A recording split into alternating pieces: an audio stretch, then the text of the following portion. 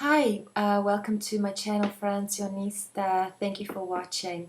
I've got a new video today that I wanted to discuss because I think it's very important, and I'm going to do a podcast about it as well, but I wanted to bring it to the YouTube world because it's directed at vegans, it's directed at non-vegans, and it's especially directed at anti-vegans because this is an argument that they usually make to call vegans hypocrites and say that we are not consistent.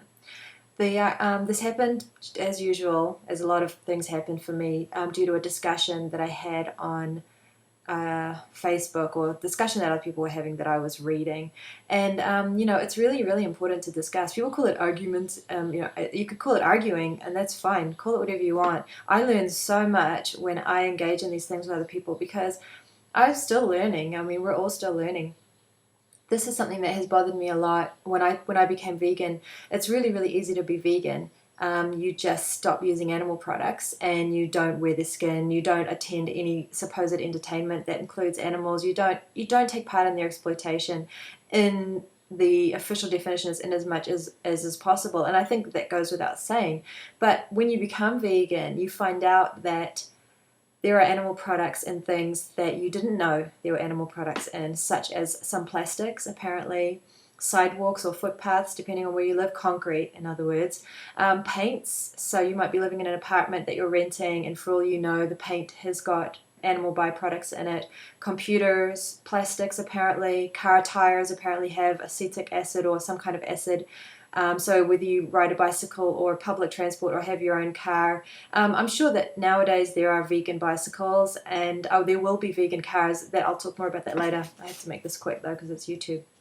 So the argument that people give is that there's no difference between somebody eating a piece of cow's milk cheese or a piece of flesh or whatever, because you're all taking part in animal exploitation because you have a computer and you have, you can't, you use transportation, public transportation, or you have a car or whatever.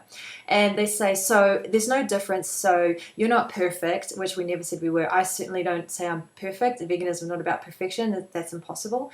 And it is certainly not about, it's not about perfection, but it's about doing the best that you can with what you've got. And so if I, I mean, personally, I'm not a wealthy person financially. I mean, in the grand scheme of things in the world, I'm very rich. When you think about the way most people live in the world, I'm one of the rich. But I'm not one of the elite rich who has all this disposable income.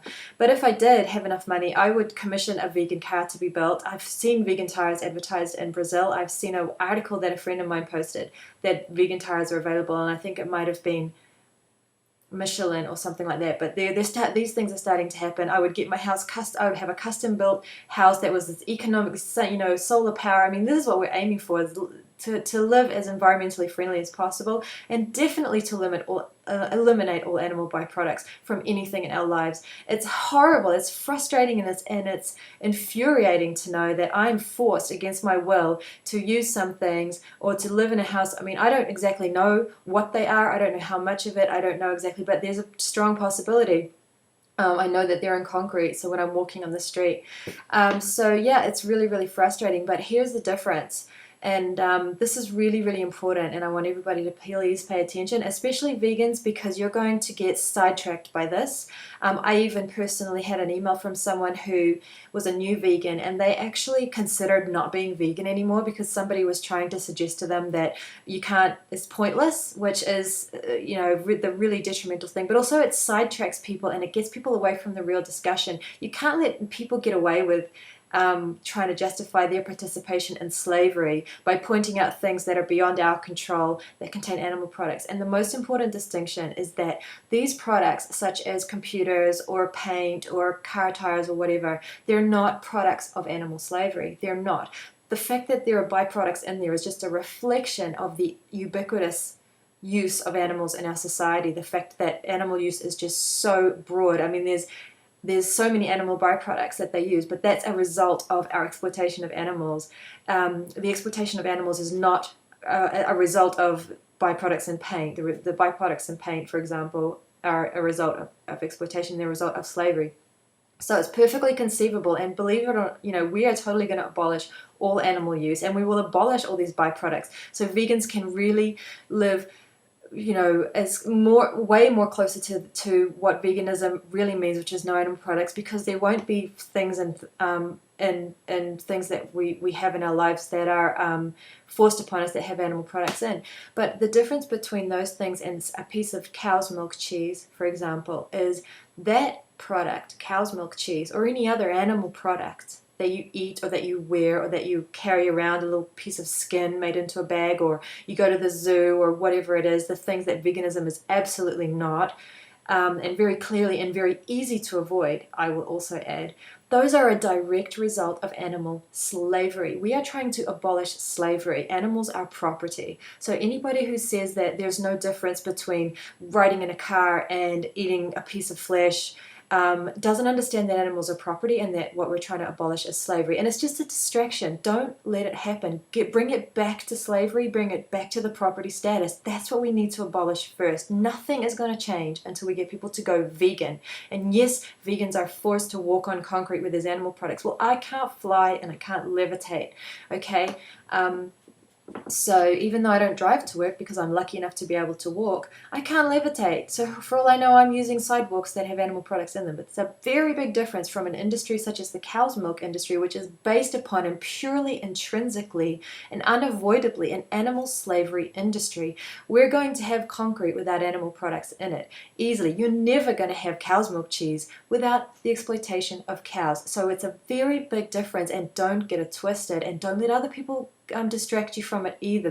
I see this all the time. And when I was a new vegan and before I really kind of learned about the property status from Gary Francione, it makes things so incredibly clear for you, especially as an advocate when you're encountering all this resistance, because a lot of it's just people, they're just guilt and they just don't want to deal with it, and they want to and they often make it very personal, and they say, well, you're judging me and you're saying that you're better than me, so I'm going to show you that you're a hypocrite because look, is your computer, do you know what's in your computer, and blah blah blah. So bring it back to the fact that what we're abolishing is slavery. Abolish your participation in slavery and exploitation of animals. You can't have an animal's, leg, steak, or whatever without the exploitation of animals. You can conceivably very easily have computers or paint or whatever other things that we think we need. I mean, hopefully in the future we're going to have a lot less consumerism. I mean, that's all part of it, and that's just a whole, it's just a constant, the goalpost hasn't shifted, but don't get it twisted. Animal slavery is animal slavery, and all animal products, especially those products that are a result of animal slavery, are easily avoided and are totally different from the things that are out of our control right now. And the reason they're out of our control is because we live in a non-vegan world and we don't have enough vegans. So the producers of products aren't vegans. The farmers of vegetables aren't vegans. They don't care about the amount of animals that they harm in their farming. These are things that we are working towards changing, but we're not going to get there unless we abolish the property status of animals and people go vegan. So yes, be aware. It's important to be aware. I'm glad that I mean, even though it frustrates me and it hurts me and it annoys me, and I can't stand the thought that there's animal products maybe in my home that I don't know about, or, my car or whatever. And yes, I know my car is not environmentally friendly and all these kinds of things. I mean, those are things that we're working towards, but there's a big difference, okay? And I'm not saying that those things are morally justified. I'm saying those are things we are working towards changing as well. I hope you can see the difference between something like that and animal slavery, a direct animal slavery, unavoidable intrinsic product of animal slavery. Go vegan.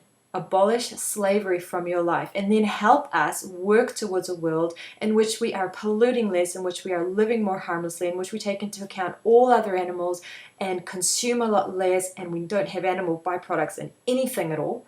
And we don't have any animal products that we're using, eating, wearing. We don't imprison them in zoos and aquariums. We don't hunt them for sport. That's what we're aiming towards. It's all part of the big picture. But right now, we're going to abolish slavery, and you can be vegan right now and abolish slavery from your life, and not not turn around and try to justify it by pointing out these things that are beyond our control right now. Be part of the solution. If it really bothers you, if you recognize that it's wrong for there to be animal products in paint, then you can't be eating any cow's milk cheese or drinking their baby's milk or eating their flesh or wearing their skin or their wool or silk or using honey or going to the zoo or supporting any of that slavery.